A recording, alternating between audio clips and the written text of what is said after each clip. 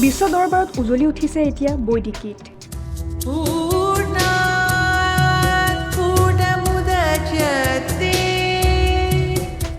বৈদিক গীতে আজৰি আনিলে সন্মানীয় গ্ৰেমী বঁটা।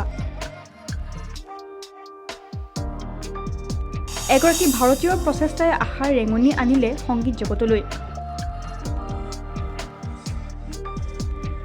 তেওঁ প্ৰতিভা আৰু প্ৰচেষ্টাৰ আগত বয়সেও মানিলে হাৰ। ত্ৰিবেণী শীৰ্ষক এলবামৰ বাবে গ্ৰেমী বঁটা লাভ চন্দ্ৰিকা টেণ্ডনৰ।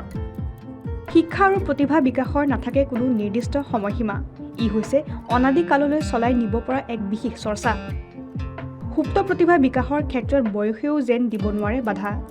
তাৰে যেন এক উৎকৃষ্ট উদাহৰণ দাঙি ধৰিলে ভাৰতীয় মূলৰ এগৰাকী বিখ্যাত ব্যৱসায়ীয়ে।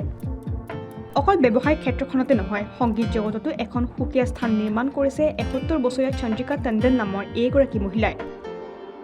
দেওবাৰে ৬৭ সংখ্যক গ্ৰেমী বঁটা প্ৰদান অনুষ্ঠানত বিশ্ব সংগীতৰ সৈতে প্ৰাচীন গীতৰ মিশ্ৰণ ঘটোৱা ত্ৰিবেণী শীৰ্ষক এলবামৰ বাবে গ্ৰেমী বঁটা লাভ কৰে ভাৰতীয় মূলৰ এইগৰাকী মহিলাই।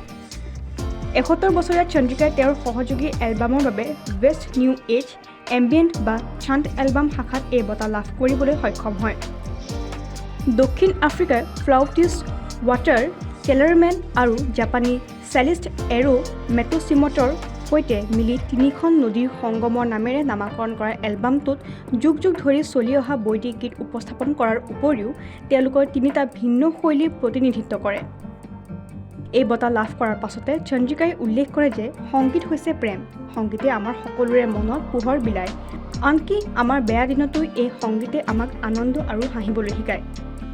সংগীত শিল্পীগৰাকীৰ এই মন্তব্যই এতিয়া সকলোৰে মনত এক গভীৰ সাঁচ বহুৱাবলৈ সক্ষম হয়। চন্দ্ৰিকা টেণ্ডনৰ এই সাফল্যত এতিয়া গৰ্বিত প্ৰতিগৰাকী ভাৰতীয়।